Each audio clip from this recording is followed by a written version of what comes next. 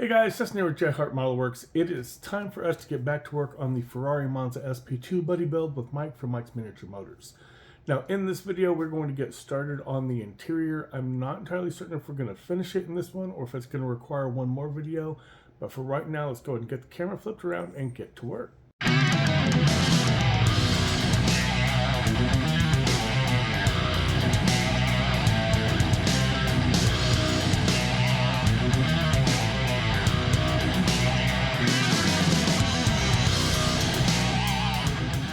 We started by priming all of our parts in Mr. Surfacer 1500 black. Now all of this footage is going to be sped up anywhere from 200 to 400%. You don't really want to sit here and watch me paint every single part over and over. I'm just kind of going over what we did to get the result that we got. Next, all of our leather parts are going to get painted in Zero Paint's Ferrari Cioccolato Brown. I do have a couple of problems with this paint. Number one, this is not Cioccolato Brown. That is a much darker brown than this. This is really closer to kind of like a cognac brown. It's still a really nice color. The other issue that I have is that Zero Paints are very inconsistent from bottle to bottle. I've had 4 different bottles of the interior beige, and all 4 were a different color. One of them was actually a pastel yellow. You want to spray very light coats. We built the color up over about 5 coats to get full coverage. When I was building the Super Bee previously, I mixed up a custom dark green using Mr. Hobby's green and black.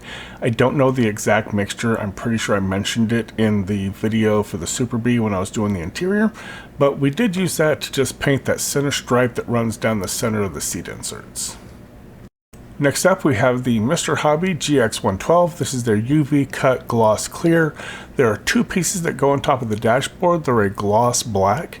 We also put this on top of all of the carbon fiber pieces. Now I know we haven't talked about or done the carbon fiber yet. This should technically be after doing the carbon fiber, but I moved that segment forward just to be in here with all of the paint.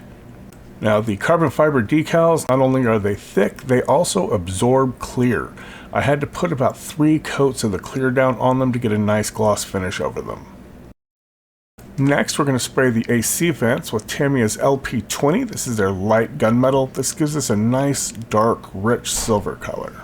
There's a section in the floor and in the sides of the tubs that is a silver color in all the reference photos. I sprayed it with Tamiya's LP38 flat aluminum, but I didn't really like the color that much. Later on, I turned around and resprayed this with LP61, which is their metallic gray, and it looks a lot better in that color. There is a ton of carbon fiber on the interior. In fact, almost every piece with the exception of the tub and a handful of leather pieces gets covered in carbon fiber. I'm not going to go through it all. The center section alone took over 2 hours and we covered a lot of carbon fiber in the last video. This decal is just for the driver's side of the center bar that runs through the cabin between the driver and the passenger. Trying to get this all down as one decal with all these complicated shapes is going to be a major headache. Instead, I chose to cut this decal into 3 separate parts. I cut it here and here. Now that top piece is going to get applied to the top of the bar. The bottom goes on the lower portion, and that bit in the front goes under the top in the front right behind the recess for that AC vent. The passenger side has a separate decal, which is also very complex. I managed to split this one in 2 along this line, separating it between the top and the bottom. The rest of the carbon is honestly fairly straightforward. With the photo etch primer in, we're going to move on to, you guessed it, the photo etch. Now I've taken the photo etch parts that we'll be using and I've applied them to some double-sided sticky tape on the bottom of an Altoids tin. After removing our parts from the PE frets, we'll use our Xuron photo etch shears to trim off the fret points. We're then going to use a diamond file to file away the remaining rough edges, and then we're going to place the PE down on the double-sided tape. Now these photo etch parts are seatbelt mount points. They are supposed to go on the back of the back wall, and your seatbelt material is supposed to go through the loops. Now, I'm not really a fan of these, so I'm going to skip these and just run my ribbon through the opening on the back wall. Once we have all of our photo etch pieces on the double-sided tape, we're going to take some sanding sponge and we're gently going to sand the surface. This is the same thing we do when we're keying the body for primer. The sanding sponge will create thousands of tiny little scratches that will give the primer a rougher surface to grip to, and it's going to improve the primer's adhesion. Finally, back in the booth, I was watching Frank at Frank's Modelworks. He was chroming some photo etch parts, and he used this Mr. Metal Primer R to primer the surface. I wanted to give this stuff a try. My understanding is that if you get the jar version like this, you want to thin it 50-50 with Mr. Leveling Thinner. And we are not going to be using this in the Harder and Steenbeck airbrush. I'm going to be using one of my cheapo Amazon brushes for this. This primer is designed to adhere to metal, and some of these primers, I don't know if this one does it or not, but some of these primers do so by etching into metal surfaces. I don't want to put this through a high dollar airbrush. We're going to spray this at 20 psi, and we're going to give these parts 2 or 3 coats. It goes down as a hazy clear color. It's very sticky. The surface is rather rough. I don't know if that's just because I didn't get it mixed all the way when I was mixing it up. I thought I did. Or if it's just because it's so sticky that it's grabbing all the dust out of the air.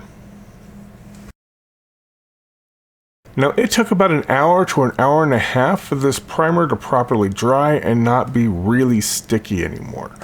Once the primer had dried, we sprayed all of these parts with Mr. Surfacer Black, and there are 2 Cavallino ponies that got the last remnants of that dark green we used on the seat inserts earlier in the video.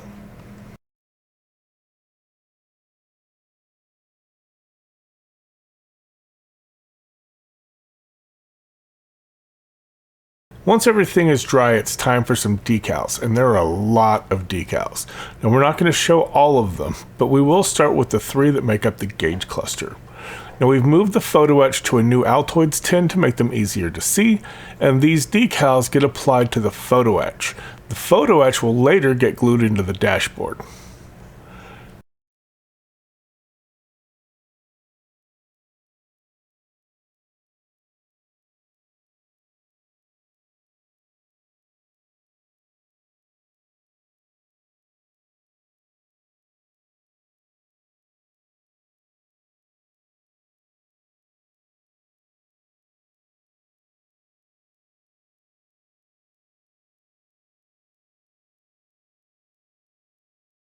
Looking at the suggestions, anything that starts with the letter D is a decal, and as you see, there are several that go on the center console piece. Sadly, my head was in the way for most of these, and even zoomed in, you still really can't see these decals on camera. They're so tiny.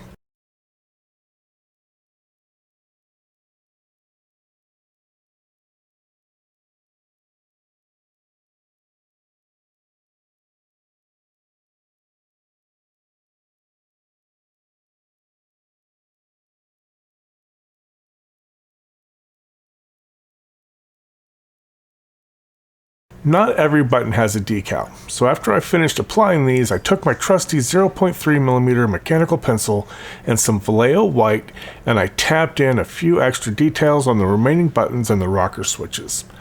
It's not perfect by any means, but I feel it gives the center console some more visual interest and a little bit more realism.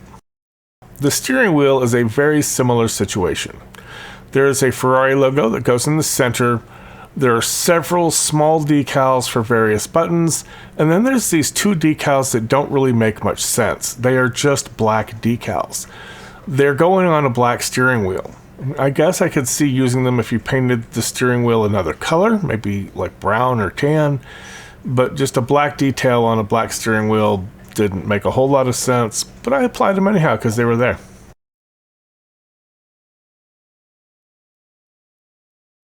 Now, there is no decal for the Manatino switch on the lower right hand side of the steering wheel. The Manatino switch is the switch that changes between the various driving modes like street, track, etc. So we're going to take our red display marker and we're very gently going to paint just the top of the switch. Okay, we are finally getting to do some actual assembly now. Ignore the big yellow tachometer in the center there. That's in the wrong place. We'll fix that in a little bit. We're going to start by using our 0.5mm mechanical pencil to apply some glue to the dash, and then we'll set the photo etch pieces with our dash gauges into place. The fit on these is actually really good.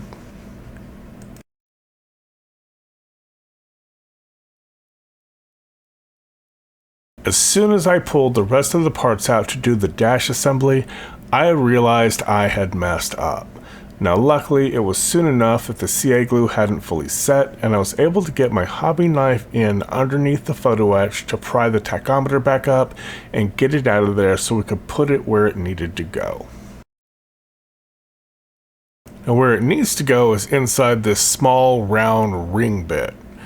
You also want to get this as close to straight as you possibly can the first time, because there's not a whole lot of room or time to move it around. This is a really snug fit.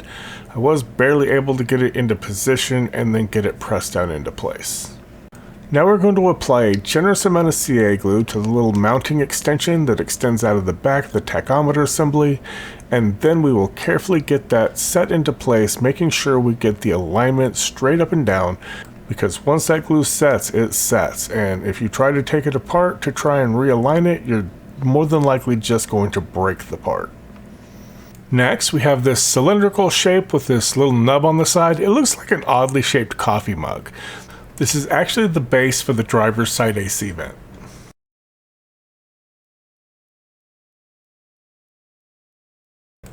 And to that mount, we'll add the AC vent itself.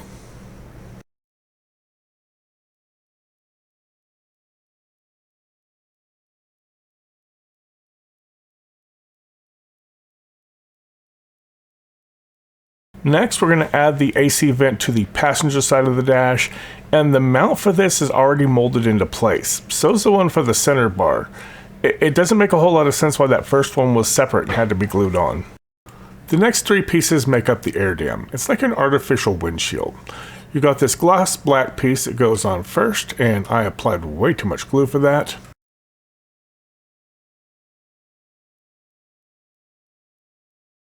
Next is the carbon fiber scoop piece, so air gets channeled underneath this, and then it gets redirected straight up between this piece and the next gloss black piece, which is the cover for the instrument binnacle. This air being diverted straight up creates a virtual wall that causes the air flowing over the car to go up and over the driver's portion of the cabin. Unfortunately, this piece was out of frame and out of focus. Do a quick little test fit here, and you can see the entire assembly. We just want to make sure that everything lines up with the body panels. Next, we need to make the straps that are supposed to hold, I think it's supposed to be a cushion of some sort, to the dashboard. This process involves gluing a ridiculously tiny piece of photo etch to an only slightly larger piece of photo etch that has a hole in it similar to a seatbelt latch. We're going to be making two of these. With the buckles done, our next step is going to be to make the straps. Now the kit comes with some really nice photo etch to make these straps with, but I wanted to use some of this dark green washi tape that I got off Amazon because it would look more like real leather. This stuff is absolutely terrible. It has no adhesion at all. After measuring and cutting a thin strip of tape, we're going to feed it through the buckle just like we would ribbon through a photo etch seatbelt. We'll then place it up against our cushion to get a good idea of where it needs to sit, and we'll trim off the excess.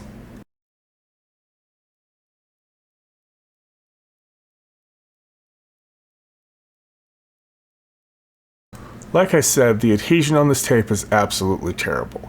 It is so bad, in fact, that I had to take some CA glue and actually glue the tape down to the cushion.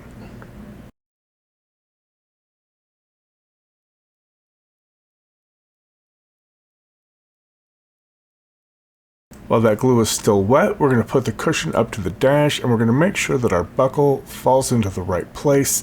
Because the glue isn't set yet, we've got a little bit of wiggle so we can get this positioned right where we want it. Once we know the buckle is going to sit in the right place, we can add some more glue and glue down the rest of the tape strap.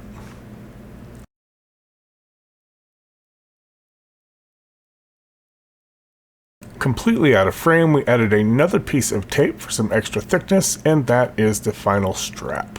We're going to repeat that for the other strap, and then we're going to add way too much glue to the dashboard, and then once we clean it up, we will glue our cushion to the dash. Our dash is looking pretty good.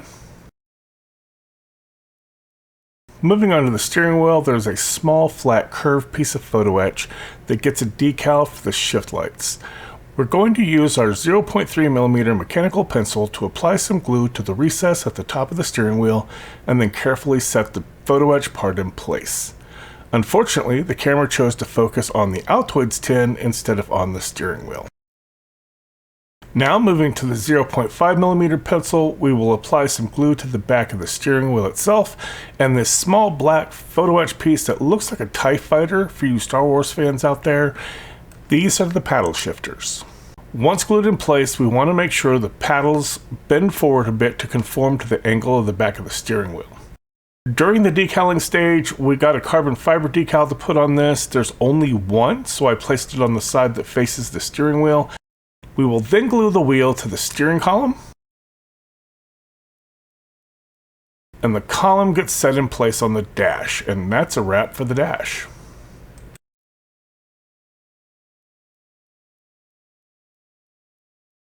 We have a couple of options here for our floor mats. We have this diamond plate design, which I see quite often in reference photos. And we also have this other, which is an actual floor mat. You could paint this, maybe flock it, and get some really nice details. But I really like the diamond plate, so that's what I'm going to go with. A lot of people recommend using a glass cutting mat for cutting photo etch off the frets. Last time I checked, they were really expensive. They were running 30 to 50 bucks.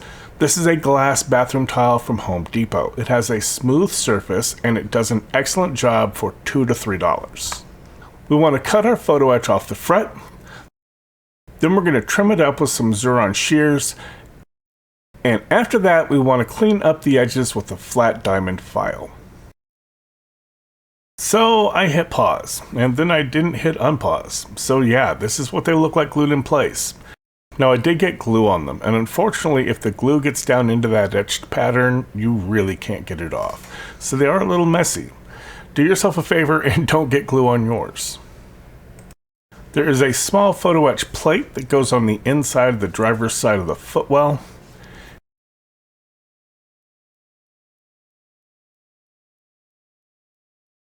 And there's a dead rust plate that goes on the other side of that footwell.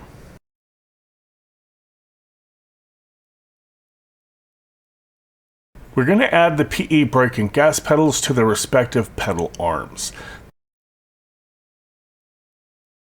Then, after a few bends, we'll glue the brake pedal in place, followed by gluing the gas pedal in place. The gas pedal has a small tab that bends over and glues on top of the brake pedal mount.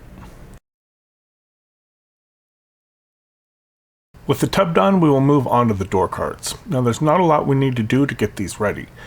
We're going to start with these door latch pulls. These are essentially just a leather strap that you pull to open the door. Alpha Models gives you a thin piece of photo etch that you're supposed to fold over into a loop, paint, and glue into the door. However, like the dash straps, I want to make this from the green washi tape so it folds and looks and moves like an actual bit of leather. We're going to start by measuring our photo etch width. We place some tape down on our cutting mat and cut a piece that is roughly twice the width of our photo etch part. We then folded the tape in half so the sticky part's connected to give it some thickness and depth.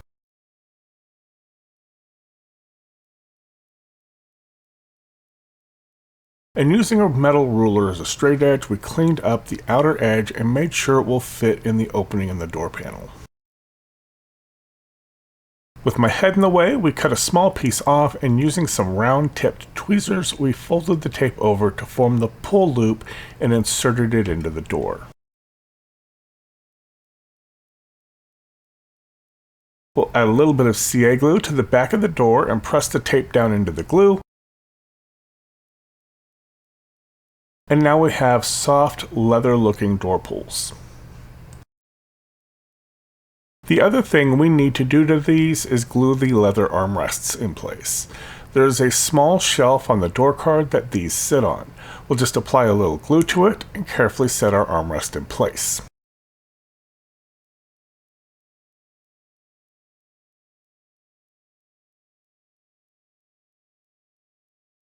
And with that, our door cards are ready to go.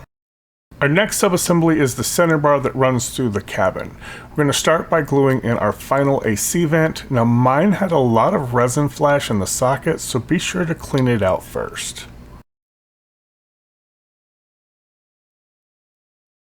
There's a small bump on the lower driver's side of this piece. I originally thought this was a button or something, but this is actually the key fob for the car, and the key fob is red, so I used some Vallejo Mecha Red and my mechanical pencil to paint it. Next, we'll add a little glue to this recess, and then we will glue in our center console control panel.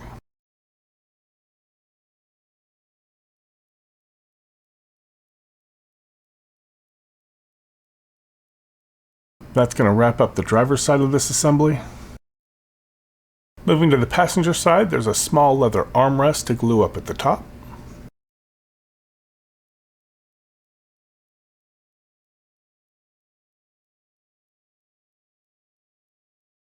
And there's another leather piece that needs to go in the back of this large central opening.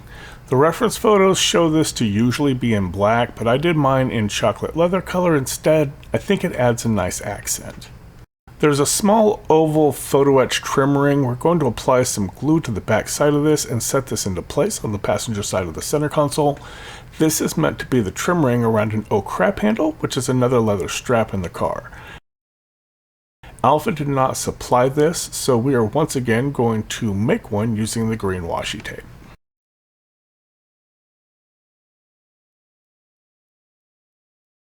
Because this tape doesn't stick very well at all, not even to itself, I added a little bit of CA glue to the last fold so it doesn't unravel later. Since the handle angles back a little bit from top to bottom, we're going to cut the end at a slight angle. We're going to apply some CA glue to just the very end of the tape and carefully set that strap in place inside that PE trim ring. We're going to try real hard not to get any glue anywhere else. We'll add just a drop of CA activator to help that stay in place. Once that is dried, we'll add a tiny bit of glue to the bottom of the part and we'll press the bottom of the strap down into place. And then we'll trim off the remaining strap with a scalpel. Finally, we're going to do a little test fit to make sure that the center console sits down into the tub correctly and we have no interference. So our seats come with these separate inserts, which make it really easy to paint them a separate color, or like I did, mask off and paint that center stripe. When assembling these seats, you want to put the back in first. The reason is that the bottom will go all the way back. It shouldn't. It should sit up towards the front edge, but if you glue it in and push it all the way back, then the back insert won't go all the way down and it won't correctly sit against the seat. So you want to glue the back in first, then put the seat bottom in so you get proper clearance and everything sits correctly. Now I did go a little crazy with the CA glue here, so we're going to spread that around and try to thin that out so it doesn't ooze out around the insert when we set that into place. There's a narrow curled end that curves back towards the back. That needs to go to the top. We're going to set that into place, make sure it goes all the way down and sits all the way back against the back of the seat.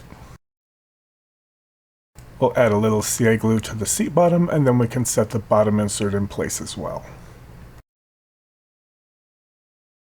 Alpha Model's decal sheet gives us prancing horse decals for the headrests in red, yellow, white, and blue, but not in green, which is kind of annoying. What they did give us were 2 extra photo etch ponies to go on the PE shields for the side of the car, which we didn't use because we went for the painted shield look. So I took 2 of these photo etch ponies and gave them the very last remnants of our custom mixed green, and we repurposed these PE parts for our headrests. So we're going to take a tiny ball of blue tack, we're going to place it on the end of a toothpick and wind it up so it's nice and thin. The hope is that this will be tacky enough to hold the photo etch, it will be small enough that we can still see what we're doing, and that this will allow us to place our photo etch ponies on the headrests.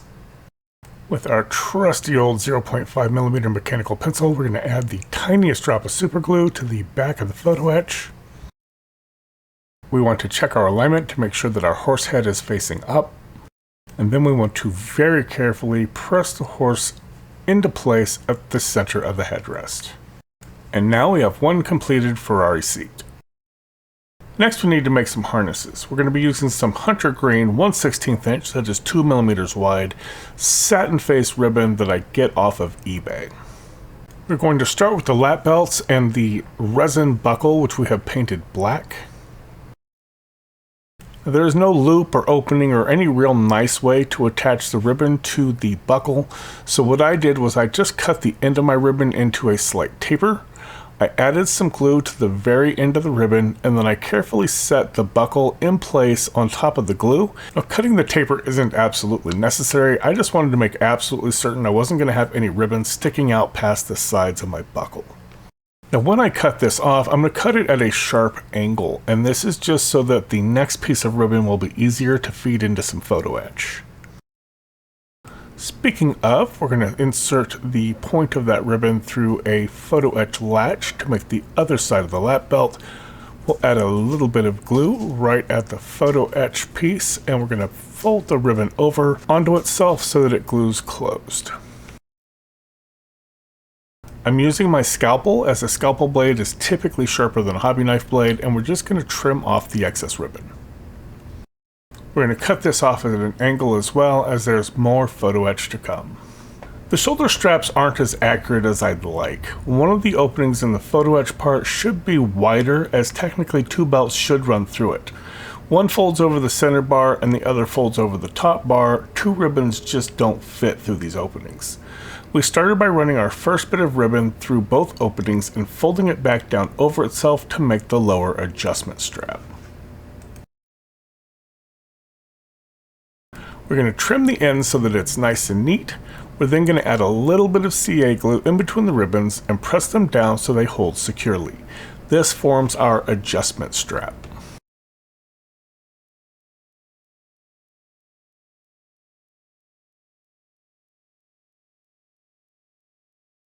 We're going to cut the part we just made off, and we're cutting this in a straight line. We're then going to add some glue to the new end of the ribbon, and we're going to carefully glue the adjuster onto the new piece of ribbon. The new piece of ribbon is the upper shoulder belt. Now, in theory, this should go through the loop, fold over the top bar, and glue to itself. Since we can't actually do that, we're going to cut the shoulder strap off of the roll of ribbon, and then we're going to cheat. What we're going to do is cut a tiny bit of excess ribbon off of some scrap we have on the bench. We then want to add some CA glue to the photo etch that sits over the upper shoulder strap. We're going to place our tiny bit of ribbon over the PE and work it into the bend as much as possible so it appears that the strap goes through the adjuster. Next, using a lighter, we're going to kiss the edge of the ribbon right on top of that photo etch with just a little bit of flame, and that's going to keep the ends from fraying and make it look like it goes in. Next, we're going to line our shoulder belts up with our lap belts. We're going to add a tiny bit of glue to the lap belt, then move it over and press the 2 belts together. We're going to flip the belts over and add some CA glue to the underside of the lap and shoulder belts. We're then going to fold the bottom of the shoulder belt around and behind the lap belt and press them together. I'm sorry if that's confusing. I had to write those instructions down just so I could read them for the voiceover. Alright, so this is what we should be looking at so far. Here's the front, and then here's the back. We're going to slide our scalpel between the ribbons and cut off the excess from the back, and we'll repeat the whole process to make the shoulder strap for the other side.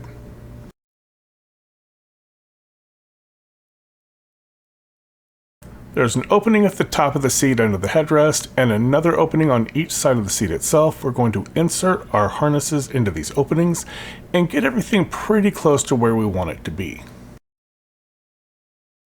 We're going to add a tiny drop of CA glue to the very top edge of the seat and get our upper shoulder strap glued into place. We're going to add a little bit more to the lower side of the seat and get the lap belt glued into place. I'm going to put a tiny drop underneath the latch, and we're going to press that into place as well.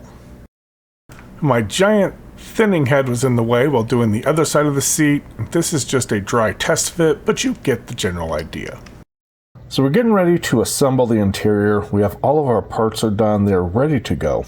And this is why it's always good to do dry fitting, because Alpha Model's suggestions, not instructions, have caused some interesting issues. So if you look at the suggestions here, it shows the back wall, the center part is in place. It shows the door cards, but they're not glued in. Then in here, it shows the dashboard gets put into place. And the rearview mirror, we're not going to do that until final assembly because I don't want to break that off at some point. Now if you look over here, it shows that you glue the doors in place inside the body. And then you drop the entire assembly into the body cavity. The problem with that is, so you have these little nubs on the back, and these little nubs slot into place here inside the body. So when you slide those into place, there is a slight gap over the top of that door card. Get the flashlight in here so you can see a little better. There's a gap on the top of that door card. That gap corresponds with this little nubbin on the back wall. So if you put the door cards in place, the back wall can't clear the door card.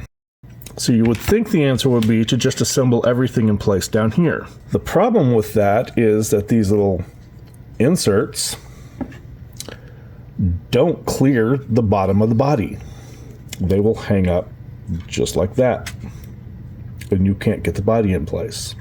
So what we're going to do is we're going to file these off with a metal file. And I've already taken about half of this one off here. Just enough to get them to clear the underside of the body. We're going to glue all of this together down here. And we're just going to set the door cards in place. We're not going to glue these. And by leaving them not glued, that's going to give us just enough wiggle on the door cards that when we go to slot this into place, we'll be able to wiggle the door card in and then push it into place afterwards. Now to put it all together, we're going to start in the center with the center bar. We'll add some CA glue to the center of the tub, and we'll add a little bit to the bottom of the bar as well.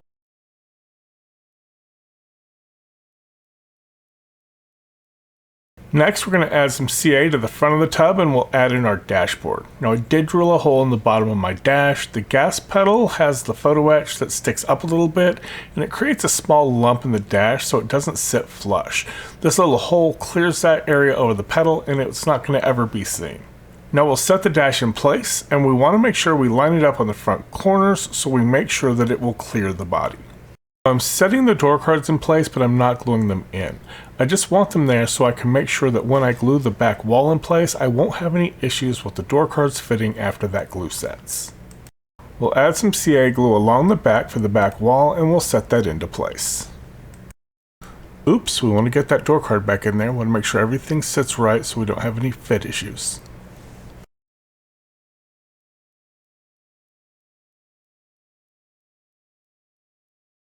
Next, we want to install our seats. When you put these in, you want to make sure that the black buckle goes towards the inside of the car. I forgot to mention that during the harness assembly. When you do your harnesses, one latch should be on this side, and on the other seat, it should be on the opposite side. We're going to drop a little CA glue down on the locating square in the tub, but before we glue the seat in, we want to take the ends of the shoulder belts and tuck them into the openings in the back wall. Then we can drop our seat into place just like that. Now we're just going to repeat that process for the other side, and this being one of my videos, it is vital that we be out of frame when we do it. Next, we're going to address that issue with the door cards. We're going to take a flat diamond file, and we want to file away a good chunk of just that angled protruding locating nub. We don't want to take it all the way off. We still want a little bit left so we can locate the doors later. We're just going to take off a little bit more than half and then do a test fit.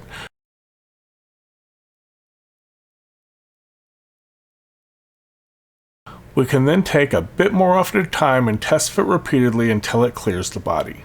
Now before we put it all together, we need to take care of something that I should have done earlier. We're going to drop a little bit of CA glue on the back wall just beneath the harness belts. We're then going to press the harnesses down into the CA glue to secure them to the back wall.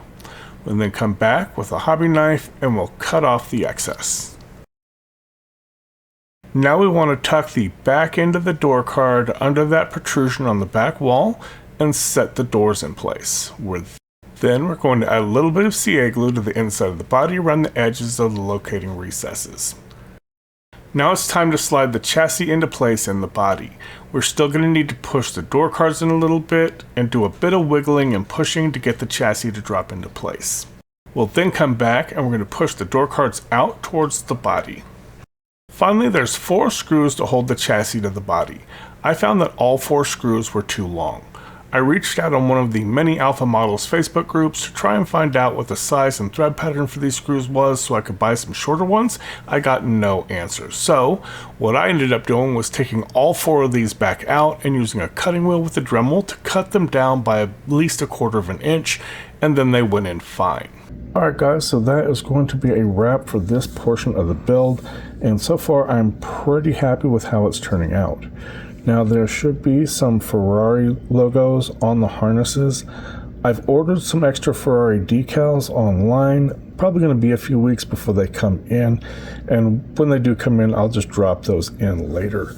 Like I said, I'm pretty happy with it. Now for a $170 kit, I am a bit disappointed in the screw issue. I think they should have done a bit better than that, but we did get that taken care of. February is upon us. I really need to get started on my small scale group build. That's probably going to take the bulk of my attention for a little bit, but I really don't see that taking more than maybe 2 or 3 weeks of time, and then we'll get back to work and hopefully get this run wrapped up in the next portion of this build series. So thanks for hanging out with me and building with me, guys. I always appreciate you watching the videos. Don't forget to check out Mike at Mike's Miniature Motors to see the progress on his build, and I'll catch you on the next one.